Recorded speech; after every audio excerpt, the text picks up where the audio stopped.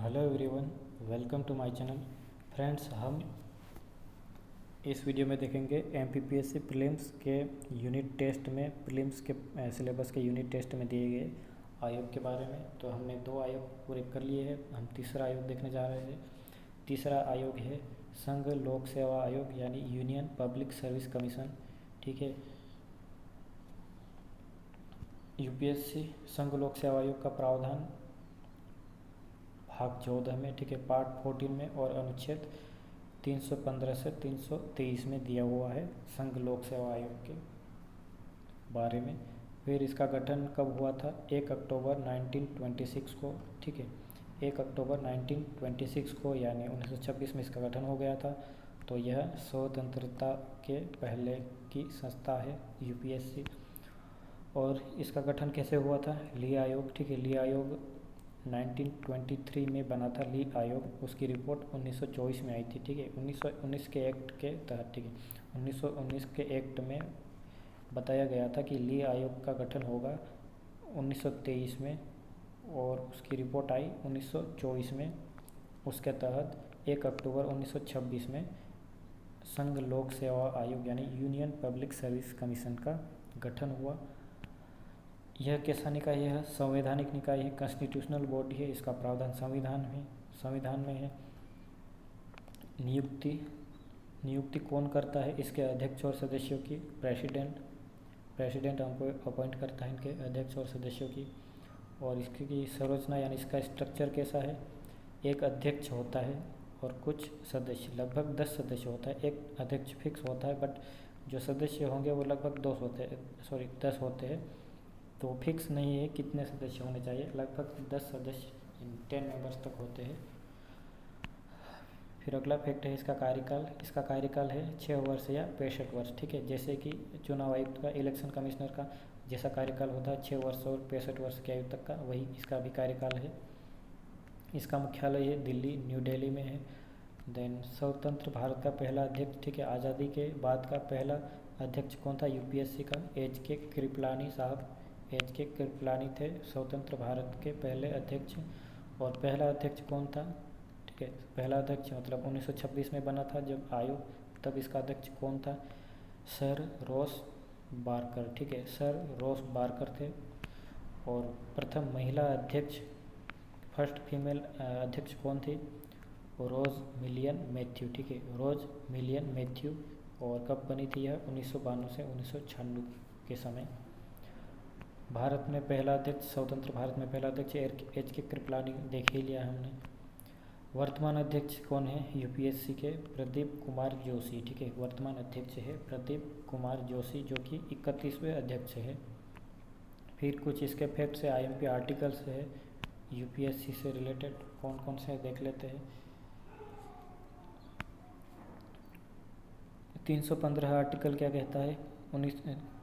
अनुच्छेद 315 कहता है संघ व राज्यों के लिए लोक सेवा आयोग की स्थापना। ठीक है, यूनियन और स्टेट के लिए लोक सेवा आयोग यानी पब्लिक सर्विस कमीशन की स्थापना होगी।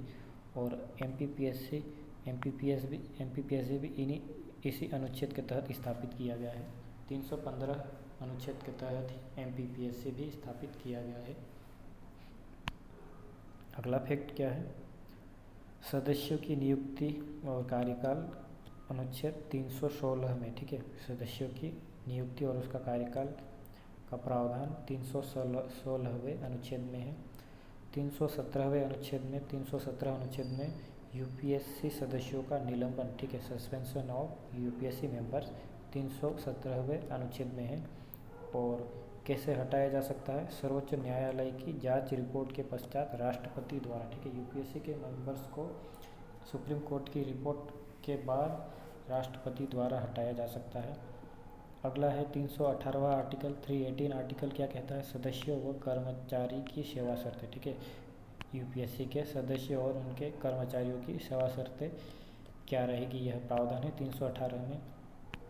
319 में है सदस्यता समाप्ति के बाद तक पदों पर रहना। ठीक है, 319वें आर्टिकल में क्या है कि जो मेंबरशिप है वो ख़त्म होने के बाद भी किन कंडीशन में उस पद पर वह सदस्य बना रहेगा, इसके प्रावधान है 319 में।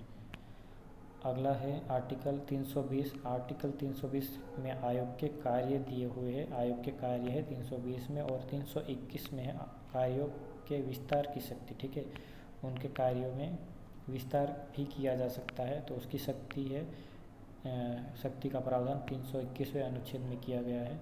फिर 322वें अनुच्छेद में 322 आर्टिकल में यूपीएससी का खर्च, ठीक है, एक्सपेंडिचर ऑफ यूपीएससी 322वें आर्टिकल में, और 323वें आर्टिकल में राष्ट्रपति को प्रतिवेदन यानी रिपोर्ट। ठीक है, यूपीएससी राष्ट्रपति को रिपोर्ट देता है अनुच्छेद 323 के तहत। फिर कुछ अनादर फैक्ट है जिस पर ध्यान दे कह रहा है पीडीएफ वाला, देख लेते हैं। मेघालय समिति, ठीक है, मेघालय समिति बनी थी। उनका कहना था कि प्रतियोगिता परीक्षा होगी, जो कि यहाँ भारत में कलेक्टर की नियुक्ति होती थी, जिला अध्यक्ष की, जिलाधीश की, तो उन्हें ब्रिटिश द्वारा अपने इच्छानुसार ही भेज दिया जाता था, कोई परीक्षा नहीं होती थी।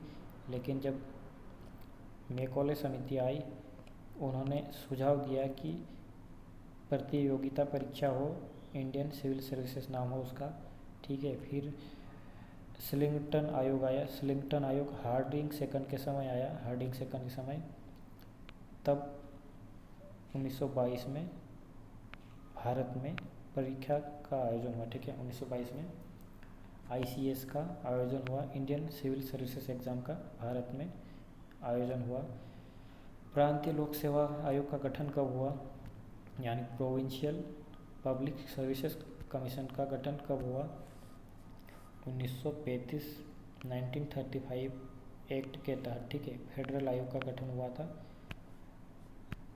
क्या फेडरल आयोग, तो उसके बाद फेडरल आयोग के बाद 1935 अधिनियम के तहत फेडरल आयोग का गठन हुआ था। फेडरल आयोग के बाद 1 अप्रैल 1973 को, सॉरी क्या बोल रहा हूँ मैं, 1 अप्रैल 1937 1 अप्रैल 1937 को प्रांतीय लोक सेवा आयोग बना, प्रोविंशियल पब्लिक सर्विस कमीशन बना। देन एक और फैक्ट है कॉर्नवालिस के बारे में। कॉर्नवालिस को कलेक्टर का पद सृजित करने वाला कहा गया, तो कॉर्नवालिस को और क्या कहा गया? सिविल सेवा का जनक। ठीक है, the father of civil services Cornwallis को कहा गया।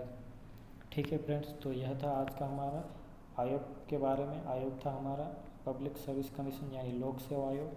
हम हर दिन हर वीडियो में एक अलग आयोग का एक अलग ही वीडियो बनाएंगे, सभी आयोग के एक ही वीडियो नहीं बनाएंगे। ठीक है, तो हम मिलेंगे अगले आयोग की वीडियो में। थैंक यू दोस्तों।